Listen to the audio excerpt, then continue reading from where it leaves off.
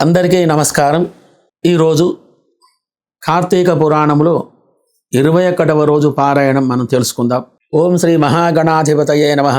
ఓం శ్రీ మహాసరస్వత్యై నమః. ఓం శ్రీ గురుభ్యో నమః. హరి ఓం. కార్తీక పురాణంలో 21వ రోజు పారాయణంలో 11వ అధ్యాయం 12వ అధ్యాయంలో వాటి యొక్క విశేషాలు, పూజలు, ఫలితాలు మరియు దానాల గురించి మనం తెలుసుకుందాం. ఆ యొక్క పురాణం తెలుసుకునే ముందు ఒక చక్కని శ్లోకంతో ప్రారంభం చేద్దాం. మాతాపితరుల సేవే మహాభాగ్యమని తలంచి వారికి నమస్సులొడ్డి పురాణ పఠనల్ చెప్పభూనితిన్ నన్ననుగ్రహించి కావవే కల్పతరువై జనని నిత్యము నిన్ను గొలుసు భాగ్యంబు నివ్వవే నమస్కరించదన్. నారాయణ నమస్కృత్య నరంచైవ నరోత్తమం దేవీం సరస్వతీ వ్యాసం తతో జయముదీరయేతు. విశేషమైనటువంటి కార్తీక పురాణంలోకి మనం వెళదాం. ఏకాదశోధ్యాయం. జలంధరుడికి భయపడి దేవతలు మారుమూలల్లో తలలు దాచుకున్నా కూడా వదలకుండా ముట్టడింప వస్తున్నటువంటి జలంధరునికి భయపడినటువంటి వారై దేవతలంతా విష్ణు స్తోత్రం చేయసాగారు. సర్వదేవతాకృత విష్ణు స్తోత్రం. నమో మత్స్య కూర్మాది నానా స్వరూపాయ సదాభక్త కార్యద్యతాయార్తిహంత్రే విధాత్రాది సర్గస్థితిధ్వంసకర్తే గదాశంఖ పద్మాది హస్తాయతేషు రమావల్లభాయాసురాణాం నిహంత్రే భుజంగారియానాయ పీతాంబరాయ మఖాది క్రియాపాక కర్త్రే వికర్త్రే శరణ్యాయ తస్మై నతాస్మోబతాస్మః. నమో దైత్య సంతాపితామర్త్య దుఃఖ చలధ్వంస దంభోళయే విష్ణవేతే భుజంగేళతలే శయానాయార్కచంద్ర ద్వినేత్రాయ తస్మై నతాస్మః. నారదుడు ఈ విధంగా మరల చెబుతున్నాడు. ఈ యొక్క సంకష్టనాశన స్తోత్రాన్ని ఎవరైతే భక్తి శ్రద్ధలతో పఠిస్తారో హరికృపచే ఆనందం పొందగలరు. మత్స్య కూర్మాది అవతారములు ధరించిన వాడవును, సదాభక్తుల కార్యములు సంకల్పము చేయుటయందు సంసిద్ధుడవు వాడవును, దుఃఖములను నశింపజేయువాడవు, బ్రహ్మాదులను సృష్టించి పెంచి లయింపచేయువాడవును, గద శంఖం పద్మం కత్తి ఆదిగా గల ఆయుధములను ధరించిన వాడవు. అటువంటి నీకు నమస్కారం చేయుచున్నాను ఓ లక్ష్మీపతి. రాక్షసారాతి గరుడ వాహనుడు, పట్టుబట్టలు ధరించినవాడవు, యజ్ఞాదులకు కర్త, యాగహితుడవు, సర్వరక్షకుడుగాగు నీకు నమస్కారం అగునుగాక.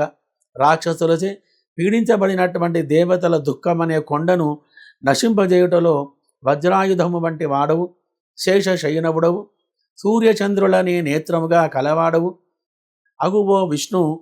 నీకు సదా నమస్కారం, పునఃపునః నమస్కారం. ఇలా దేవతల చేత రక్షింపబడినది, సమస్త కష్టాలను తొలగించేది అయినటువంటి యొక్క స్తోత్రాన్ని ఏ మానవుడైతే పఠిస్తుంటాడో వాని ఆపదలన్నీ శ్రీహరి దయ వలన తొలగిపోతాయని పృథువుకు చెప్పి నారదుడు మరల పురాణ వచనానికి ఉపక్రమించాడు. ఈ దేవతల స్తోత్రపాఠాలు ఆ చక్రపాణి చెవినబడ్డాయి. దేవతల కష్టానికి చింతిస్తూనే దానవులపై కోపం గలవాడై గబాలున తన శయ్యను వీడి గరుడ వాహనంపై కదులుతూ, లక్ష్మి, నీ తమ్ముడైనటువంటి జలంధరునికి దేవగణాలకి యుద్ధం జరుగుతున్నది, దేవతలు నన్ను ఆశ్రయించారు, నేను వెడుతున్నాను అని చెప్పాడు. అందుకు ఆ ఇందిరాదేవి రవంత చెలించనిదై, నాథ, నేను నీకు ప్రియురాలని ఉండగా నువ్వు నా తమ్ముని వధించడం ఎలా జరుగుతుంది అని ప్రశ్నించింది. ఆ మాటకు మాధవుడు నవ్వి, నిజమే దేవి, నాకు నీ మీదున్న ప్రేమ చేత, బ్రహ్మ నుండి అతను పొందినటువంటి వరాల చేత, శివాంశ సంజాతుడు కావడం చేత కూడా జలంధరుడు నేను చంపదగినవాడు కాడు అని మాత్రం చెప్పి సర్వాయుధ సమీకృతుడై గరుడ వాహనారూఢుడై అతి త్వరితంగా యుద్ధభూమిని చేరాడు.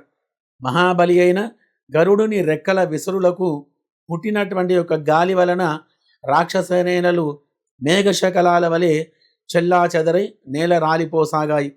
అది గుర్తించిన జలాంధరుడు ఆగ్రహంతో ఆకాశానికి బాణాలతో జలంధరుని యొక్క జెండాని, రథచక్రాలని, ధనుస్సుని చూరణ చేసేశాడు. అనంతరం అతని గుండెలపై గొప్ప బాణాన్ని వేశాడు. ఆ బాధామయ క్రోధంతో జలంధరుడు గదాధరుడై ముందుగా గరుడుడి తలపై మోదడంతో గరుత్మంతుడు భూమికి వాలాడు. తక్షణమే విష్ణువు అతని గదను తన ఖడ్గంతో రెండుగా నరికివేశాడు. అలిగినటువంటి అసురేంద్రుడు ఉపేంద్రుని ఉదరాన్ని పిడికెడ పొడిచాడు. అక్కడికో జలదిశాయికి జలంధరుడికి బాహుయుద్ధం ఆరంభమైంది. ఆ భుజస్థాలనలకు, ముష్టిఘాతాలకు, జానువుల తాకిళ్లకి భూమి మొత్తం కూడా ధ్వనిమయమై పోసాగింది. భయావహమైన ఆ మనోహర కలహంలో జలంధరుని బల పరాక్రమాలకు సంతుష్టుడైనటువంటి సంకర్షణుడు, నీ పరాక్రమం నన్ను ముగ్ధుని చేసింది, ఏమైనా వరం కోరుకో అని అన్నాడు. విష్ణువు అలా అనగానే జలంధరుడు చేతులు జోడించి, బాబా రమారమణ, నీవు నా యందు నిజంగా ప్రసన్నుడవే అయితే గనక నా అక్కగారైన లక్ష్మీదేవితోనూ నీ సమస్త వైష్ణవ గణాలతో సహా తక్షణమే వచ్చి నా ఇంట కొలువుండి పొమ్మని కోరాడు.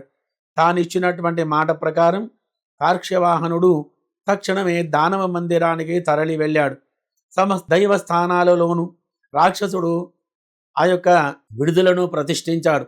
జలంధరుడు దేవసిద్ధ గంధర్వాదులందరి వద్ద ఉన్న రత్న సముదాయాన్నంతటినీ స్వాధీనపరుచుకున్నాడు. వాళ్ళనందరినీ తన పట్టణంలో పడి ఉండేటట్లుగా చేసుకొని తాను త్రిలోక ప్రభుత్వాన్ని నెరవసాగాడు. ఓ పృథు చక్రవర్తి, ఈ విధంగా జలంధరుడు లక్ష్మీనారాయణులను తన ఇంట కొలువుంచుకొని భూలోకమంతటిని ఏకఛత్రాధిపత్యంగా ఏలుతుండగా విష్ణు సేవా నిమిత్తంగానే నేను ఒకసారి ఆ జలంధరుని ఇంటికి వెళ్ళాను. నారదుడు ఈ విధంగా చెబుతున్నాడు, ఓ పృథురాజా, అలా తన గృహానికి వచ్చినటువంటి నన్ను జలంధరుడు ఎంతో చక్కటి భక్తి ప్రపత్తులతో శాస్త్రవిధిని సత్కరించి, అనంతరం మునిరాజా, ఎక్కడి నుంచి ఇలా వచ్చేశావు? ఏ ఏ లోకాలు సందర్శించావు? నువ్వు వచ్చినటువంటి పని ఏమిటి? చెబితే దానిని తప్పకుండా నెరవేర్చుతానని అన్నాడు. అప్పుడు నేను ఇలా అన్నాను, ఓ జలంధర, యోజన పరిమాణము పొడవు గలది, అనేకానేక కల్పవృక్షాలు, కామధేనువులు కలది, చింతామణులచే ప్రకాశవంతమైనది అయిన కైలాస శిఖరంపై పార్వతీ సమేతుడైన పశుపతిని సందర్శించాను. ఆ వైభవాలకు దిగ్భ్రాంతులనైన నేను అంతటి సంపద కలవారు మరెవరైనా ఉంటారా అని ఆలోచించగా త్రిలోక చక్రవర్తివైన నువ్వు నాకు స్ఫురించావు. నీ సిరి సంపదలను కూడా చూచి నువ్వు గొప్పవాడవు, ఆ శివుడు గొప్పవాడు తెలుసుకోవాలని ఇలా వచ్చాను. అన్ని విషయాల్లోనూ మీరిద్దరూ ధీటుగానే ఉన్నారు. కానీ ఒక్క స్త్రీ రత్న పుటాధిక్యత వల్ల నీకన్నా ఆ శివుడే ఉత్కృష్ట వైభవోపేతుడిగా కనిపిస్తున్నాడు. నీ ఇంట్లో అప్సరసలు, నాగకన్యలు మొదలైన దేవకాంతలెందరైనా ముందురుగాక. వాళ్ళంతా ఏకమైనా సరే ఏడాంకదారికి ప్రాణాంక స్థితి అయినటువంటి పార్వతీదేవి ముందు ఎందుకు గొరగారు? కళ్యాణాత్ పూర్వం వీతరాగుడైనటువంటి విషమాంబకుడు సైతం ఏ విద్యుల్లత సౌందర్యమనే అరణ్యంలో భ్రామితుడై చేపవలే కొట్టుమిట్టాడో అటువంటి ఒక ఆ అద్రినందనకు ఇక ఏ చానా ఈడు కాలేదు. నిత్యము ఏ పార్వతీదేవిని పరిశీలిస్తూ ఆమె అందానికి సాటి తేవాలని నిశ్చయంతో బ్రహ్మదేవుడు అప్సరాగణాన్ని సృష్టించాడో ఆ అప్సరసులు అందరూ కూడా ఏకమైనా సరే ఆ అమ్మవారి అందం ముందు దిగదుడిపేనని తెలుసుకో. నీకెన్ని సంపదలు ఉన్నప్పటికీ కూడా అటువంటి సాధ్యమని లేకపోవడం వలన ఐశ్వర్యవంతులలో నువ్వు శివుడికి తర్వాత వానివే గాని ప్రథముడి మాత్రము కాలేవు అని ఉపర్యుక్త విధంగా నారదుడు జలంధరునితో ఉటంకించి నా దారిన నేను వచ్చేశానని చెప్పగా అనంతరం పార్వతీ సౌందర్య ప్రలోభుడై జలంధరుడు మన్మథ జ్వరగ్రస్తుడయ్యాడు. కాముకులకి యుక్తాయుక్త విచక్షణాలు ఉండవు. అందువల్ల విష్ణుమాయా మోహితుడైనటువంటి ఆ జలంధరుడు సింహికానందనుడైనటువంటి రాహువనే వాణ్ణి చంద్రశేఖరుని దగ్గరగా దూతగా పంపించాడు. శుక్లపక్షపు చంద్రునిలా తెల్లగా మెరిసిపోతుంటే కైలాస పర్వతాలన్నీ తన యొక్క కారునలుపు దేహకాంతులు సోకి నల్లబడుతుండగా రాహువు కైలాసాన్ని చేరి తన రాకను నందీశ్వరుని ద్వారా నటరాజుకు కబురు పెట్టాడు.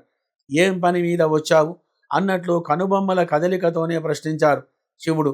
రాహువు చెప్పసాగాడు, కైలాసవాస, ఆకాశంలోని దేవతల చేత పాతాళంలోని పనుల చేత కూడా సేవింపబడుతున్నటువంటి వాడ, ముల్లోకాలకు ఏకైక నాయకుడు అయిన మా రాజు జరంధరుడు ఇలా ఆజ్ఞాపించాడు. హే వృషధ్వజ, వల్లకాటిలో నివసించేవాడివి, ఎముకల పోగులను ధరించేవాడివి, దిగంబరివి అయిన నీకు హిమవంతుడి కూతురు, అతిలోక సౌందర్యవతి అయిన పార్వతి భార్యగా నీకు పనికిరాదు.